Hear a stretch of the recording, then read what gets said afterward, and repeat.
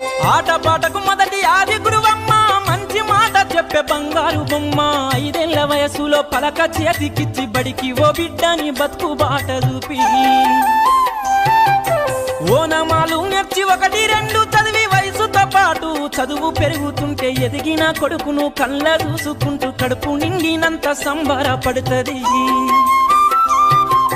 టీచరో గొప్ప డాక్టరో కలెక్టరో కావాలనుకుంటది. మనసున్న తల్లి మన అమ్మ కమ్మని కలలెన్నో మదిలోన కంటది.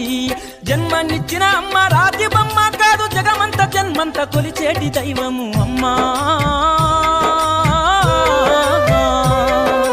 కమ్మనైన అమ్మ పాట వింటే ఎంత మధురమో,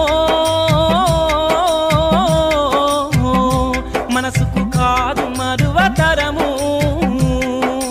కమ్మనైన అమ్మ పాట వింటే ఎంత